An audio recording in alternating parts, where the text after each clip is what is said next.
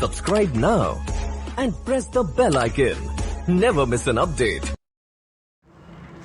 Good morning students. आज हम ASGP first year के अंदर जो हमारे सब्जेक्ट है एनाटॉमी फर्स्ट पेपर है, उसके क्वेश्चन आंसर की सीरीज़ लेके आए हैं, टेस्ट सीरीज। उसमें आज आपके जो पेपर होने वाले हैं फर्स्ट ईयर वालों के ASGP फर्स्ट ईयर में, उनसे संबंधित कुछ इम्पोर्टेंट क्वेश्चन है, तो उनका आज हम इस वीडियो में अध्ययन करेंगे। तो कंटिन्यू करते हैं हम।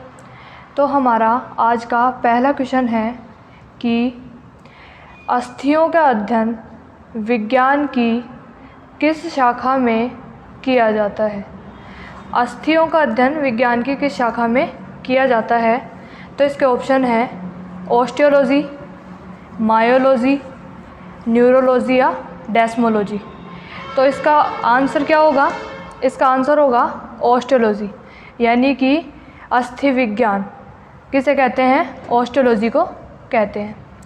दूसरे नंबर पे हमारा जो क्वेश्चन है वो है कोशिका का पावर हाउस कहा जाता है, यानी कि कोशिका को शक्ति किस अंग के द्वारा मिलती है, यानी कि कोशिका का शक्ति गृह किसे कहा जाता है?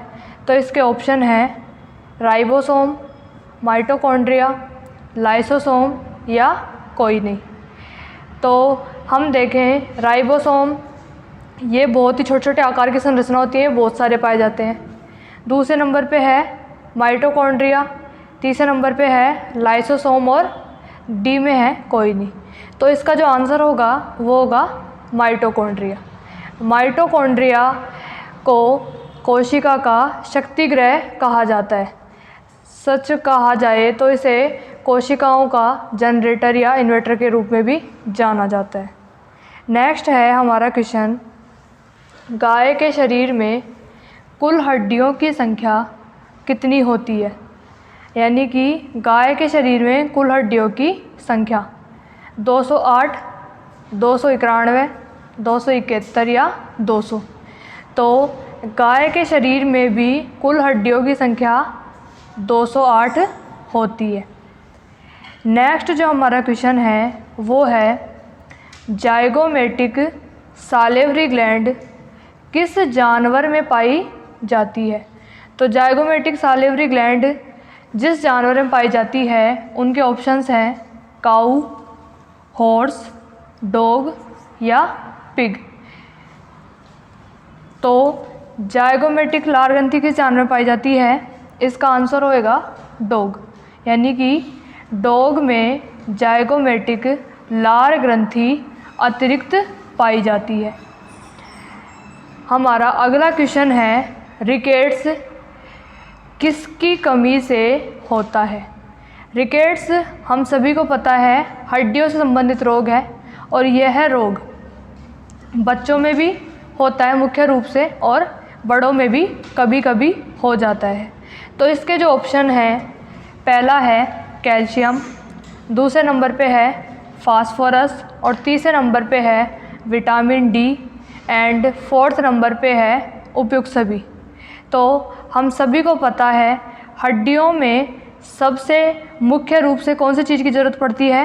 कैल्शियम की। फिर आता है फास्फोरस, फिर आता है विटामिन डी, जो हमें किससे प्राप्त होता है? सूरज से प्राप्त होता है। सूर्य की जो किरणें होती हैं उनसे हमें क्या प्राप्त होता है? Vitamin D.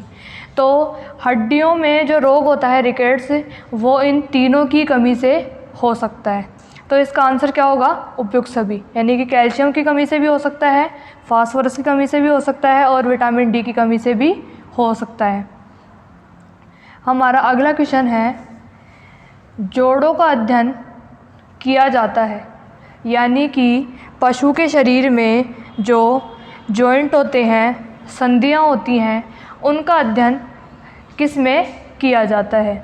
पहला है हमारा आर्थ्रोलॉजी, फिर है मायोलॉजी, फिर है न्यूरोलॉजी, और अगला है यूरोलॉजी।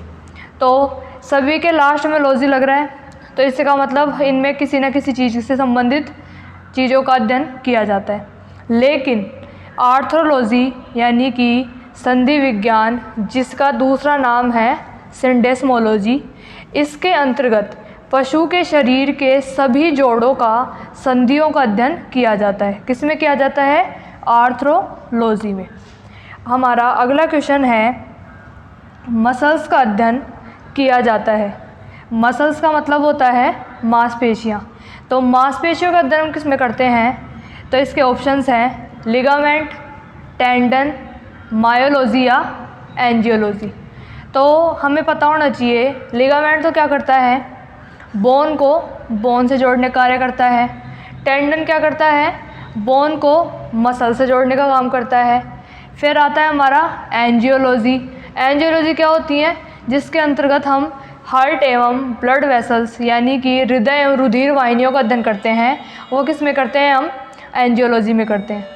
लेकिन हमारा अब लास्ट का जो आंसर बच रहा है वो है मायोलॉजी। तो मायोलॉजी का मतलब होता है मांसपेशियों का विज्ञान या पेशी विज्ञान। तो मांसपेशियों का अध्ययन किसके अंतर्गत करते हैं? मायोलॉजी के अंतर्गत करते हैं। नेक्स्ट जो हमारा क्वेश्चन है वो है पशुओं की शारीरिक रचना एवं अंगों का अध्ययन किसे कहा जाता है? तो शारीरिक रचना, जिसके अंदर पशु के शरीर की रचना होती है, निर्माण होता है और उसके अंगों का निर्माण होता है, उसका अध्ययन हम किस में करते हैं? इसके ऑप्शंस हैं veterinary anatomy, veterinary physiology, histology या साइटोलॉजी। तो फिजियोलॉजी का मतलब होता है पशु के शरीर की कार्य की। हिस्टोलॉजी का मतलब होता है ऊतकों का अध्ययन। साइटोलॉजी का मतलब होता है कोशिका का अध्ययन। फिर हमारा एक ऑप्शन बच रहा है वेटनरी एनाटॉमी। वेटनरी एनाटॉमी में हम क्या करते हैं? पशु के शरीर की शारीरिक रचना एवं अंगों का अध्ययन वेटनरी एनाटॉमी कहलाता है, जिसके अंतर्गत हम क्या करते हैं?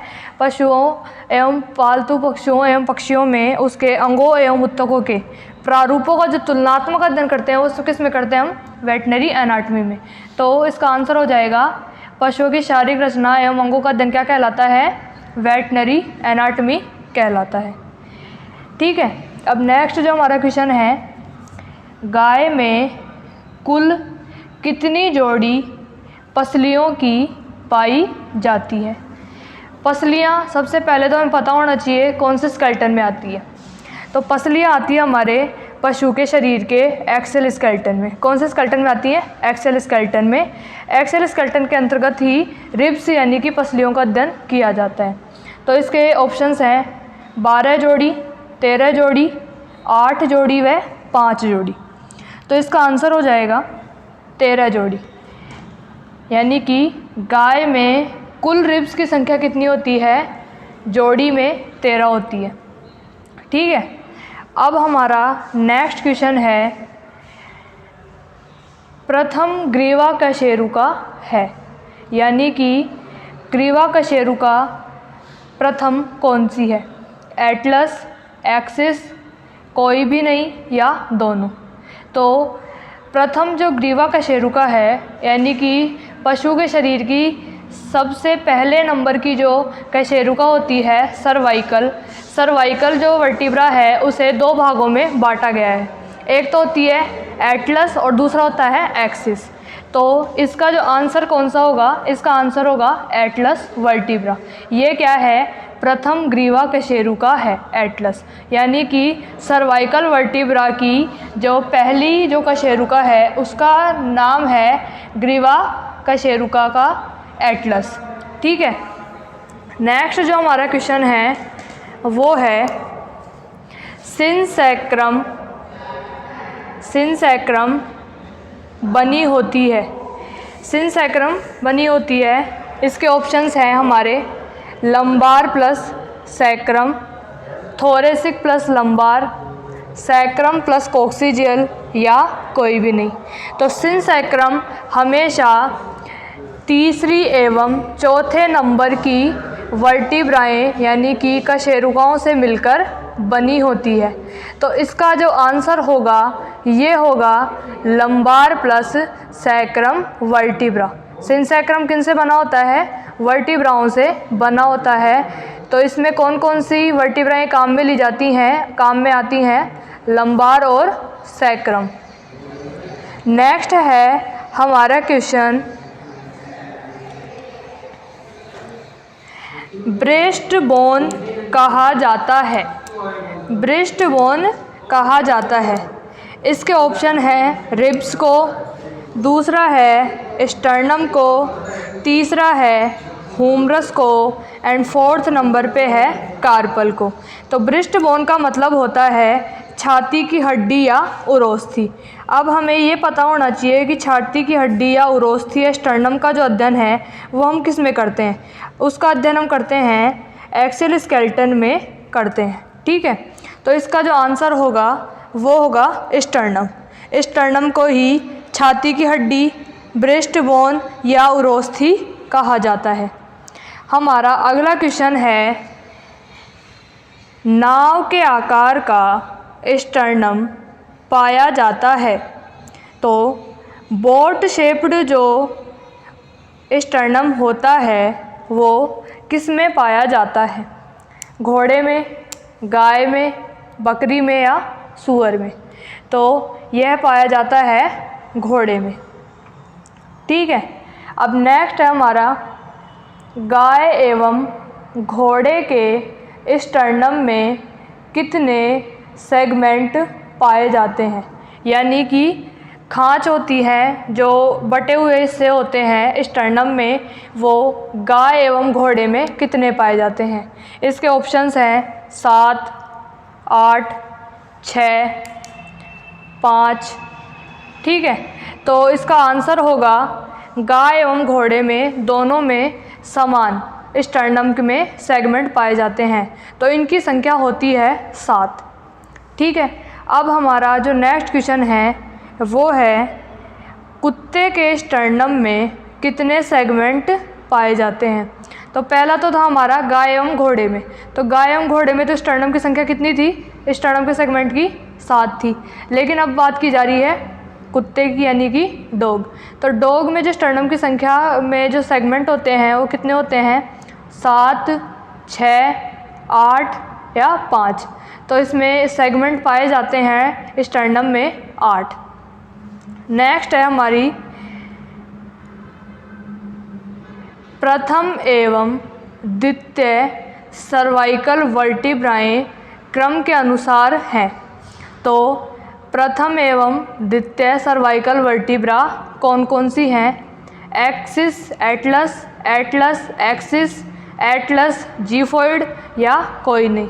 तो इसका आंसर हो जाएगा, अभी हमने थोड़ी देर पहले पढ़ा था, प्रथम ग्रीवा का शेरुका तो कौन सी है? एटलस है, और द्वितीय ग्रीवा का शेरुका है एक्सिस। तो इसका आंसर है एटलस व एक्सिस। नेक्स्ट है, सबसे लंबी वर्टिब्रा है। तो सबसे लंबी जो वर्टिब्रा होती है उसके ऑप्शंस हैं एक्सिस, एटलस, लंबार या थोरेसिक। तो सबसे लंबी जो वर्टिब्रा मानी जाती है वो एक्सिस वर्टिब्रा को मानी जाती है, ठीक है। अब हमारा नेक्स्ट क्वेश्चन है, एल्बो जॉइंट एवं नी जॉइंट पाए जाते हैं। एल्बो जॉइंट एवं नी जॉइंट पाए जाते हैं। हमें पता होना चाहिए कि पशु के अगले एवं पिछले पैरों में जॉइंट्स किस किस तरह के होते हैं एवं कौन कौन से पाए जाते हैं। तो एल्बो जॉइंट एवं नी जॉइंट हम सभी को पता होना चाहिए, ये हैं। इसके जो ऑप्शन देख लेते हैं हम पहले, अग्रपाद, पश्चपाद, गर्दन या पूंछ। तो एल्बो जॉइंट हमेशा पशु के अगले पैरों में यानी कि अग्रपाद या फोर लिम्ब में पाए जाते हैं, ठीक है। जिसमें एल्बो जॉइंट तो बनता है ह्यूमरस और रेडियस अल्ना के मध्य, और नी जॉइंट बनता है radius ulna, carpals and metacarpals के मध्य। नी जॉइंट को ही हम कार्पल जॉइंट कह देते हैं। नेक्स्ट क्वेश्चन है हमारा, पटेला बोन किस जॉइंट में पाई जाती है? हमारा क्वेश्चन कौन सा है? पटेला बोन किस जॉइंट में पाई जाती है? तो इसके एग्जाम्पल है knee joint, hock joint, elbow joint या स्टीफल जॉइंट। तो पटेला जो बोन है वो कैसी बोन है? पटेला बोन सीसेमोइड बोन है पशु के शरीर की सबसे बड़ी सीसेमोइड बोन जो पशु के घुटनों में यानी कि जोड़ों में अवशेष के रूप में पाई जाती है, उसे कहते हैं सीसेमोइड बोन। और सीसेमोइड बोन कौन सी है? पटेला। तो इसका उत्तर हो जाएगा, आंसर है इसका स्टीफल जॉइंट। स्टीफल जॉइंट के अंदर पटेला बोन पाई जाती है। नेक्स्ट जो हमारा क्वेश्चन है, बॉल एंड सॉकेट प्रकार का जॉइंट का उदाहरण है। बॉल एंड सॉकेट प्रकार के जॉइंट का उदाहरण है shoulder joint, stifle joint, hip joint या शोल्डर जॉइंट व हिप जॉइंट। तो इसका आंसर हो जाएगा, हमें पता होना चाहिए कि पशु के शरीर में सिर्फ 2 ही जॉइंट होते हैं जो बॉल एंड सॉकेट प्रकार के होते हैं। वो कौन कौन से हैं? एक तो है स्केपुला एवं हुमरस के मध्य बनने वाला जोड़ है, उसे बोलते हैं शोल्डर जॉइंट।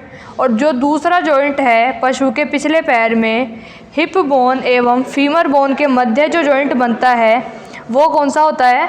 Hip joint. तो शोल्डर जॉइंट व हिप जॉइंट ये 2 जॉइंट ही पशु के बॉल एंड सॉकेट प्रकार के जॉइंट के उदाहरण हैं। ठीक है, अब नेक्स्ट हम देखें कि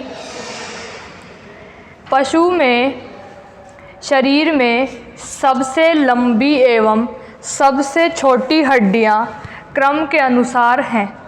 तो शरीर की जो सबसे लंबी एवं सबसे छोटी हड्डी के ऑप्शंस देख लें हम, फीमर एवं पटेला, फीमर एवं स्टेपीज, स्टेपीज एवं फीमर, फीमर एवं मेलियल्स। तो इसके जो आंसर हो जाएगा ये हो जाएगा फीमर और स्टेपीज, क्योंकि हमें पता होना चाहिए पशु के शरीर की जो सबसे लंबी एवं हड्डी है उसे फीमर को माना जाता है, तथा जो सबसे छोटी हड्डी है वो पशु के कान में पाई जाती है जिसका नाम होता है स्टेपीज। तो ये होंगी फीमर एवं स्टेपीज। इसका उत्तर क्या होगा? फीमर एवं स्टेपीज। नेक्स्ट है, फाउल के कान में पाए जाने वाली एकमात्र हड्डी। फाउल के कान में पाए जाने वाली एकमात्र हड्डी, इसके ऑप्शन हैं फिबुला, दूसरे नंबर पे है स्टेपीज, तीसरे नंबर पे है कोल्यूमेला एंड फोर्थ नंबर पे है मेलियल्स।